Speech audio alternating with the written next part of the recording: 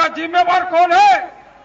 खंडित जनादेश का चलते बार बार हमें दिक्कत का सामना करना पड़ता है।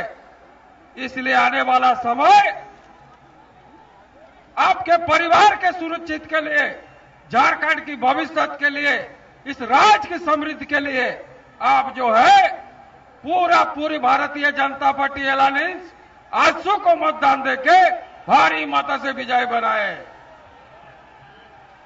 अभी हमारे राष्ट्रीय उपाध्यक्ष भाई रघुवरदा उपस्थित हुए हैं। सभी को अभिनंदन कर रहे हैं। और आने वाला समय हम लोग का और बेहतर इसमें चले। आपके आशीर्वाद पर हम लोग जीतने के बाद सदन में महत्वपूर्ण बात को उठाया। नरेंद्र मोदी जिंदाबाद, भाई नरेंद्र मोदी जिंदाबाद, भाई नरेंद्र मोदी जिंदाबाद, भाई नरेंद्र मोदी जिंदाबाद, देश के प्रधानमंत्री जिंदाबाद, भाई नरेंद्र मोदी जिंदाबाद, भारत माता की, भारत माता की, भारत माता की। इन्हीं शब्दों के साथ मैं पुनः सभी को धन्यवाद देते हुए अपना वक्तव्य समाप्त करता हूं। जय हिंद, जय भारत। धन्यवाद।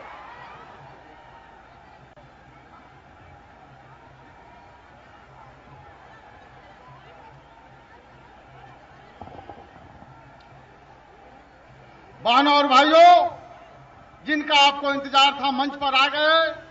मैं आग्रह करूंगा भारतीय जनता पार्टी के वरिष्ठ नेता, झारखंड विधानसभा में प्रतिपक्ष के नेता और पूर्व मुख्यमंत्री आदरणीय श्रीमान अर्जुन मुंडा जी से कि बुके देकर माननीय प्रधानमंत्री जी का स्वागत करें।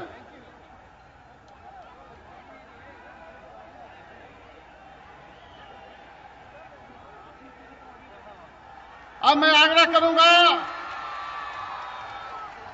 भारतीय जनता पार्टी के राष्ट्रीय उपाध्यक्ष श्रीमान रघुवर दास जी से माल्यार्पण बुके देकर स्वागत करें। श्रीमान रघुवर दास जी। अब मैं श्री विद्युत वरण महतो जी सांसद से आग्रह करूंगा कि बुके देकर सम्मानित करें। श्रीमती मेनका सरदार जी हमारे कोटा के प्रत्याशी बुके देकर सम्मानित करेंगी।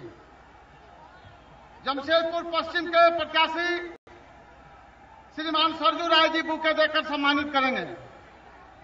श्रीमान लक्ष्मण टुडू जी घाटशिला के प्रत्याशी बुके देकर सम्मानित करेंगे। डॉक्टर दिनेशानंद गोस्वामी जी बहरागोड़ा के प्रत्याशी बुके देकर सम्मानित करेंगे। सरायकेला के हमारे प्रत्याशी श्री साधु चरण महतो जी बुके देकर सम्मानित करेंगे। हमारे जुग सलाई के आजसू के प्रत्याशी श्री रामचंद्र सही जी बुके देकर सम्मानित करेंगे। श्री गणेश महली जी हमारे सरायकेला के प्रत्याशी बुके देकर सम्मानित करेंगे। हमारे जिला के अध्यक्ष श्री नंदी प्रसाद बुके देकर सम्मानित करेंगे। अब और श्री काले जी बुके देकर सम्मानित करेंगे। साल उठाकर हमारे प्रदेश के प्रभारी और भाजपा के राष्ट्रीय मंत्री श्रीमान त्रिवेंद्र सिंह रावत जी साल उठाकर माननीय नरेंद्र मोदी जी का स्वागत करेंगे।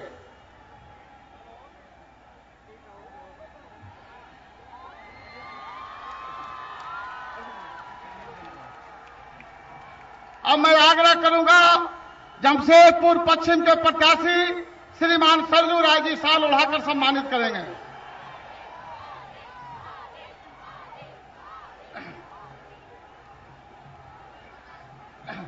बहनों और भाइयों, मैं अपने इस राज्य के दो बड़े नेताओं से क्षमा मांगना चाहता हूं, क्योंकि माननीय प्रधानमंत्री जी को जाना है और दूसरी सभा करना है।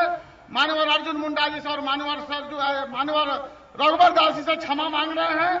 अब मैं आग्रह करूंगा दुनिया के देशों में भारत को एक स्वाभिमानी राष्ट्र के रूप में खड़ा करने वाले हिंदुस्तान के लोकप्रिय प्रधानमंत्री माननीय श्री नरेंद्र मोदी जी से कि आए और आपको संबोधित करें। माननीय नरेंद्र मोदी जी।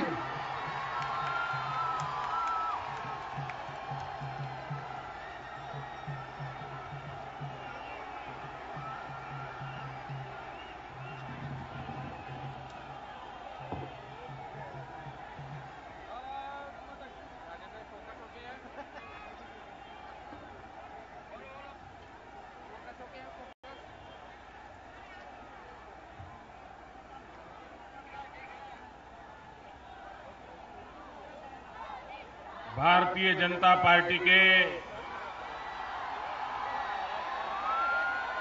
राष्ट्रीय उपाध्यक्ष श्री रघुवर दास, यहां के पूर्व मुख्यमंत्री श्री अर्जुन मुंडा जी, जमशेदपुर पश्चिम के उम्मीदवार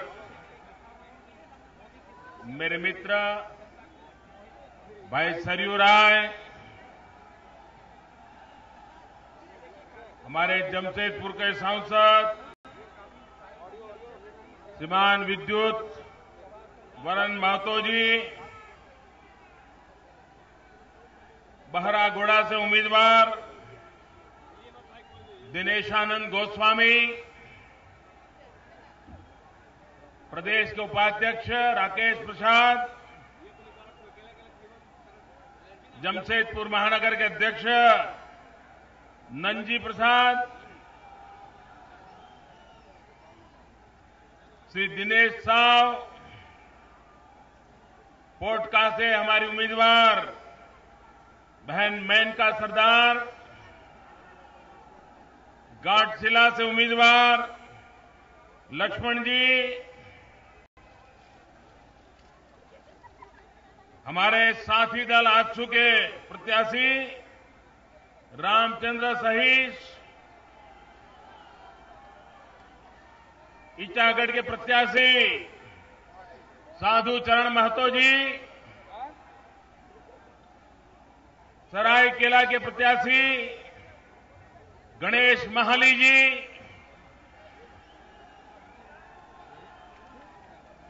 मंच पर विराजमान सभी वरिष्ठ महानुभाव और विशाल संख्या में पधारे हुए जमशेदपुर के प्यारे भाइयों और बहनों,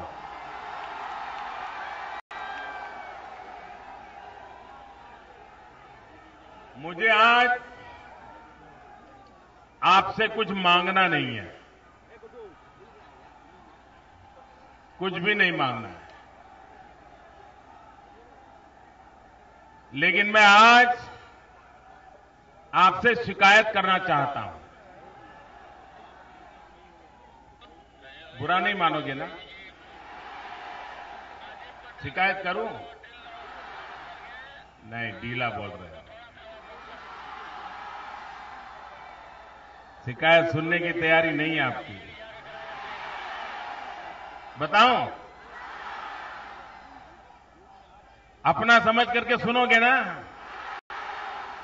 बुरा नहीं मानोगे ना? पक्का?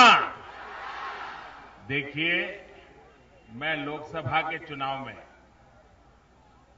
दोपहर को ही आया था, इसी मैदान में आया था। उस दिन भी सभा 11 साढ़े 11 बजे थी, इस बार भी सभा 11 साढ़े 11 बजे है। उस समय तो मैं खुद चुनाव लड़ रहा था, मेरी पार्टी ने मुझे लोकसभा का उम्मीदवार बनाया था,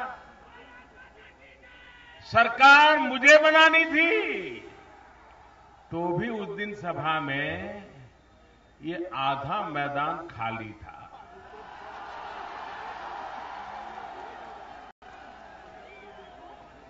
और आज कहीं जगह ही नजर नहीं आ रही है। बताइए, मेरी शिकायत सही है कि नहीं है? तो आपने उस समय मेरे साथ ऐसा क्यों किया?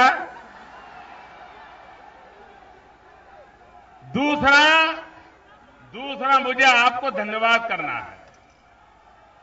धन्यवाद इस बात का करना है कि जमशेदपुर ने भी और झारखंड ने भी हमारे पर विश्वास रखा, भारी समर्थन किया, हमारे उम्मीदवारों को विजयी बनाया, और ये झारखंड के कारण दिल्ली में मजबूत स्थिर सरकार बन पाई है। ये आपके कारण हुआ है, और इसलिए पहले प्यार की शिकायत थी, अब दिल से धन्यवाद करना चाहता हूं। और मैं हिसाब लगाता हूं, अगर उस दिन आधे लोग आए थे सभा में तो भी इतनी बड़ी सफलता मिली। इस बार ये दृश्य देख करके तो लगता है झारखंड के इतिहास में पहले कभी नहीं मिला होगा इतने बहुमत के साथ सरकार बनने वाली।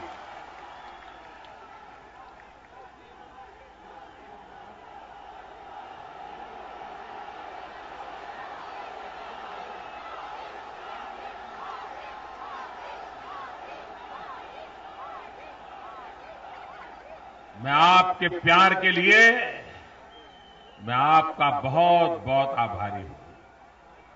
लेकिन मैं आपको विश्वास दिलाता हूं, ये जो आप मुझे प्यार दे रहे हैं ना, इसको मैं ब्याज समेत लौटाऊंगा, ब्याज समेत।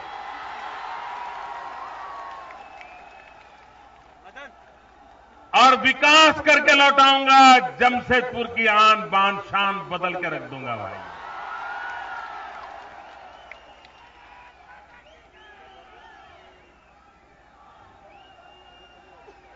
झारखंड में ये चुनाव महत्वपूर्ण है। इस महत्वपूर्ण चुनाव को हमने समझना चाहिए। और मैं ये बात खास तौर के आज जमशेदपुर और रांची के लोगों को बताना चाहता हूं। मैं इस चुनाव के दरमियान पहले भी आया हूं, लेकिन ये बात मैंने पहले नहीं बताई। आज मैं बता रहा हूं, क्योंकि आज ऐसी जगह है जहां इस बात को बताने का बड़ा महत्व है। हमारे झारखंड का निर्माण हुए करीब 14 साल हो गए ना। अटल बिहारी वाजपेयी जी ने बनाया था झारखंड, हमें अटल जी ने झारखंड दिया। अब देखिए, घर में जो बच्चा होता है, बेटा हो या बेटी, वो 13-14 साल तक तो धीरे धीरे बड़े होते हैं। कभी लड़खड़ा जाते हैं, फिर कभी खड़े होते हैं, कभी ये खाते हैं, कभी वो नहीं खाते हैं, मां भी पीछे लगी रहती है। लेकिन एक बार बच्चा 13 साल पार कर जाता है तो अचानक तेज गति से बड़ा होना शुरू कर देता है। हर 6 महीने कपड़े छोटे पड़ जाते हैं, नए कपड़े लाने पड़ते हैं। वो चिल्लाता है, मम्मी पतलून छोटा हो गया, मम्मी शर्ट फिट नहीं होता है। आवाज बदल जाती है। पहले तो दिन में 100 बार मम्मी मम्मी करता रहता था। 13 साल होने के बाद मम्मी को ढूंढना पड़ता है, कहां गया, क्यों देर से आया, कब आओगे। 13 साल के बाद अचानक बालक के जीवन में, बालिका के जीवन में बड़ा जबरदस्त बदलाव आता है।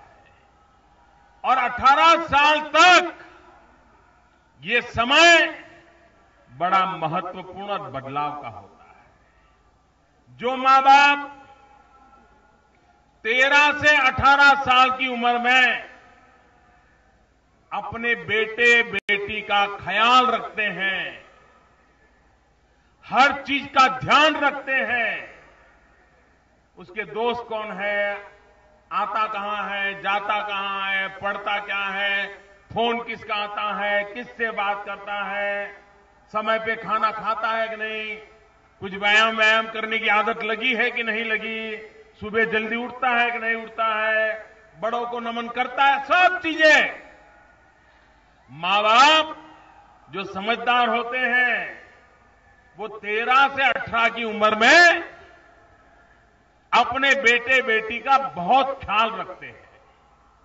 और अगर 13 से 18 में बराबर से संभल गया बच्चा, तो 18 के बाद तो वो कहीं पर भी जाए वो परिवार का नाम रोशन कर देता है। ये होता है कि नहीं होता है घरों में? जरा माताएं बहनें बताइए मुझे। 13 से 18 साल की उम्र महत्वपूर्ण होती है कि नहीं होती है?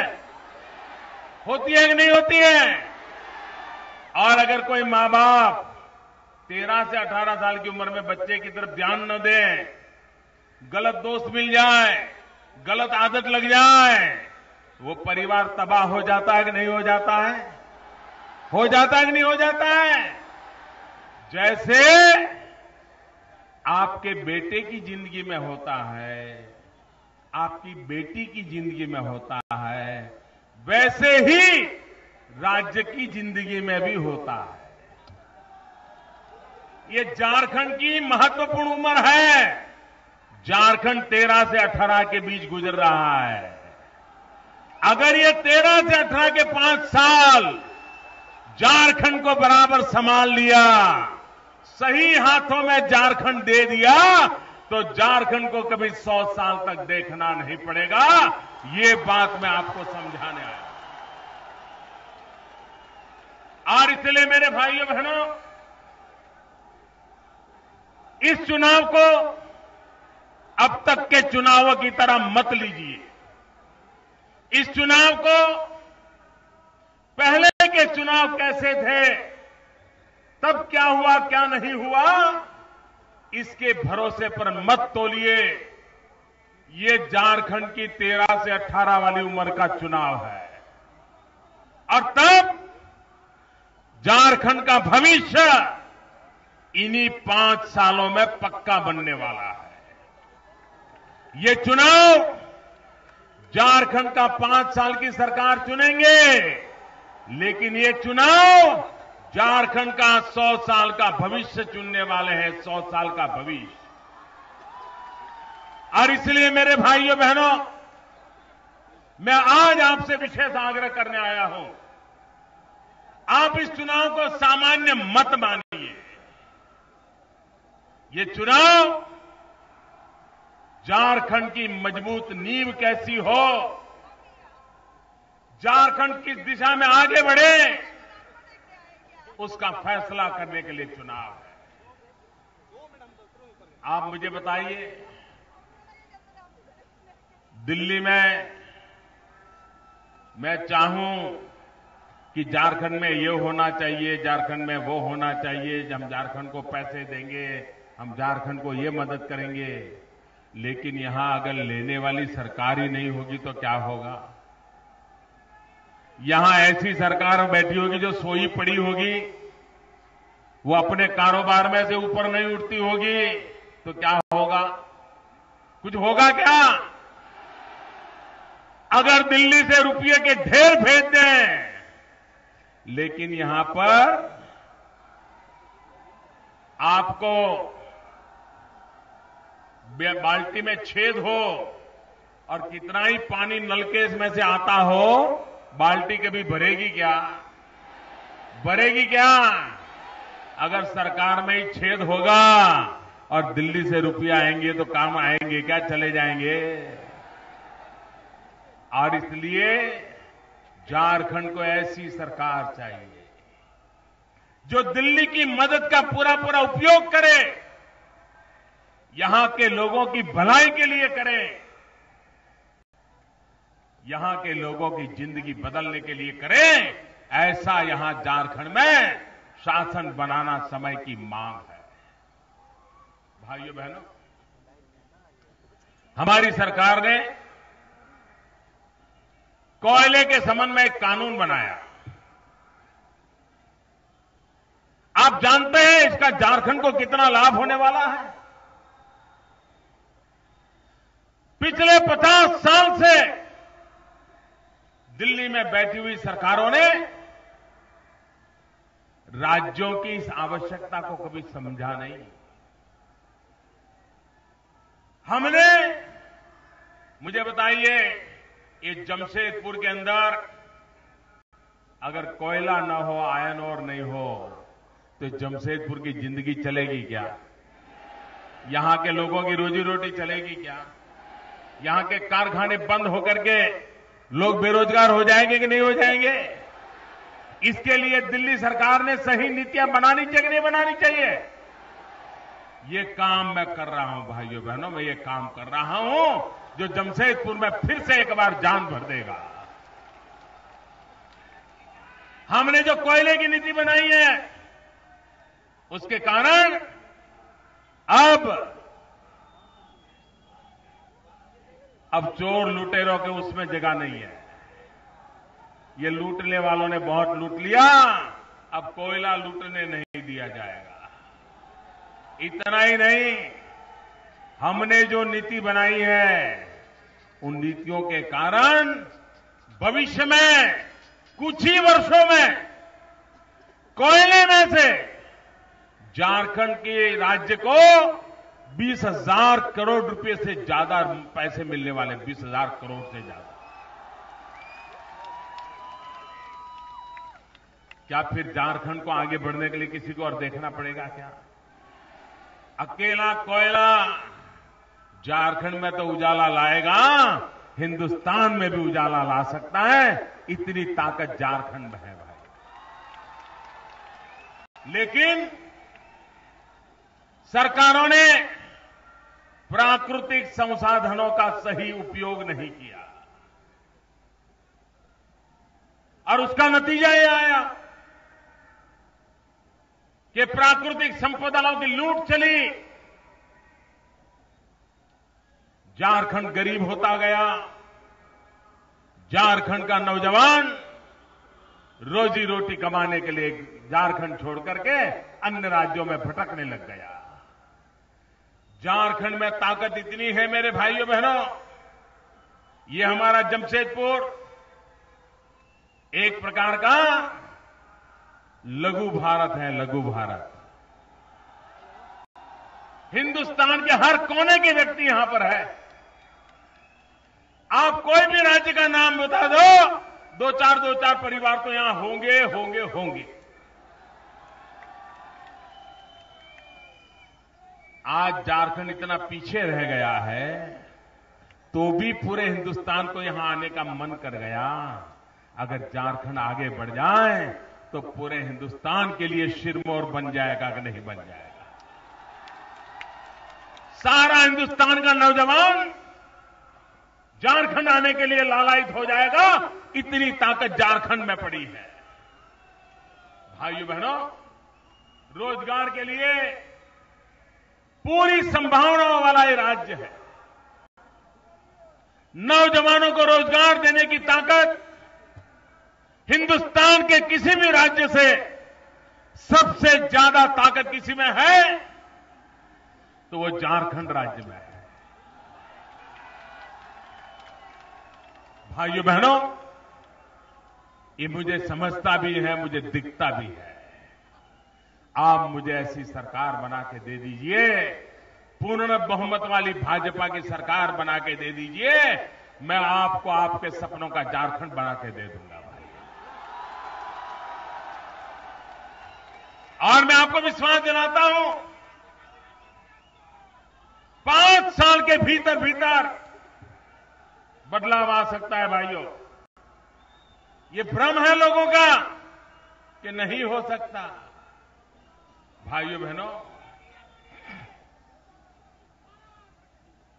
अब ये परिवारवाद, ये वंशवाद, इससे देश तंग आ चुका है। हिंदुस्तान ने, इस देश की जनता ने भारत की राजनीति में से तो वंशवाद का सफाया कर दिया, सफाया कर दिया। कभी सुना, सोचा है कि आज दिल्ली की लोकसभा में देश की जनता ने अधिकृत विपक्ष बनने ही नहीं दिया है। इतनी बड़ी सजा की है, लेकिन वो सुधरने को तैयार नहीं है। वो वही भाषा बोलते हैं, वही पुराने कागज ला करके पढ़ते हैं जो लोकसभा के चुनाव में पढ़ते थे। वो सुधरने को तैयार नहीं है, क्योंकि वो मानते हैं वो तो सत्ता में रहने के लिए ही पैदा हुए हैं। वो मानते हैं अभी जो सत्ता गई है वो तो एक टेम्पररी है, ये तो जनता फिर आ जा समझ जाएगी। जो इतनी बड़ी सजा के बाद भी सुधरने को तैयार नहीं है, उनसे कभी देश कोई आशा नहीं कर सकता है। भाइयों बहनों, उनसे कोई आशा नहीं कर सकता। आप मुझे बताइए, झारखंड में से ये वंशवाद खत्म होना चाहिए कि नहीं होना चाहिए? ये परिवारवाद खत्म होना चाहिए कि नहीं होना चाहिए? ये बाप बेटों की दुनिया खत्म होनी चाहिए कि नहीं होनी चाहिए? सच्चे अर्थ में लोकतांत्रिक व्यवस्था होनी चाहिए कि नहीं होनी चाहिए? और इसीलिए भाइयों बहनों, ये चुनाव झारखंड में लोकतंत्र को प्रस्थापित करने का भी चुनाव है। जनता के बीच से आए हुए लोग आने चाहिए। और मेहरबानी करके हमारे विरोधियों में कहने को कुछ बचा नहीं है। झूठ बोलने के सिवाय कोई उनके पास चारा नहीं रहा।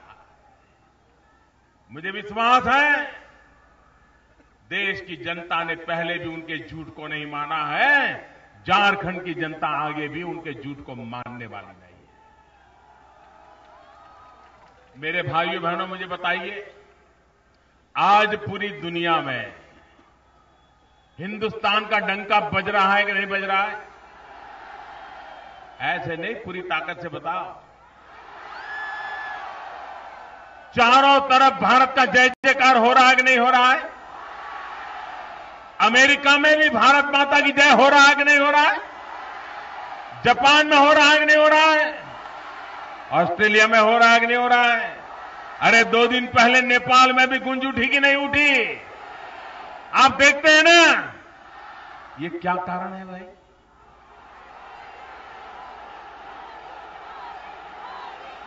सारी दुनिया में हिंदुस्तान का जय जयकार हो रहा है। क्या कारण है? क्या कारण है? क्या कारण है बहने? अरे मोदी कारण नहीं है, ये मोदी के कारण नहीं हुआ है। ये जो जय जयकार हो रहा है ना, वो आपके कारण हो रहा है। 125 करोड़ देशवासियों के कारण हो रहा है। जब दुनिया का कोई बड़ा सा बड़ा नेता मोदी से हाथ मिलाता है ना, तो उसको मोदी नहीं दिखता है। जब वो हाथ मिलाता है तो उसे हिंदुस्तान के 125 करोड़ लोग दिखाई देते हैं और ताकत का उसको अनुभव होता है। ये क्यों हुआ? क्योंकि देश की जनता ने पूर्ण बहुमत वाली स्थिर सरकार दिल्ली में बिठाई। अगर दिल्ली में आधी अधूरी सरकार बनाई होती तो दुनिया हम पर भरोसा नहीं करती।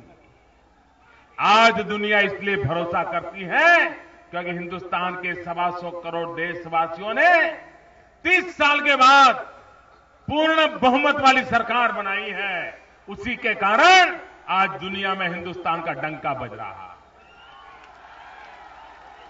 मुझे बताइए, झारखंड का भी दुनिया में डंका बजना चाहिए कि नहीं बजना चाहिए? झारखंड नंबर 1 पे होना चाहिए कि नहीं होना चाहिए?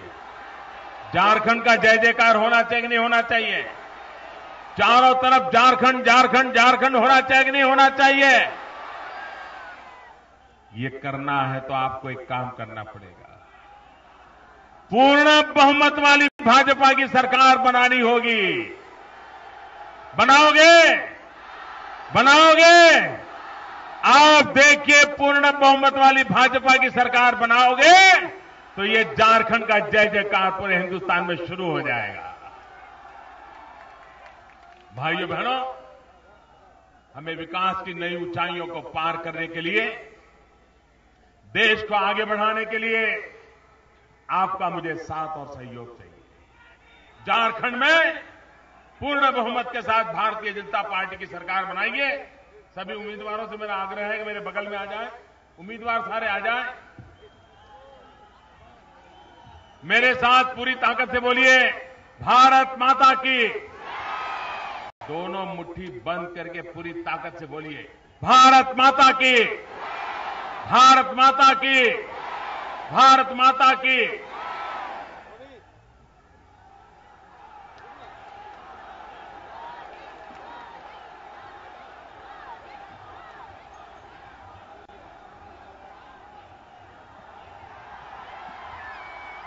अब मैं जिला अध्यक्ष पूर्वी सिंहभूम ग्रामीण श्री दिनेश साहब से आग्रह करेंगे कि वो धन्यवाद ज्ञापन करें। श्री दिनेश साहब।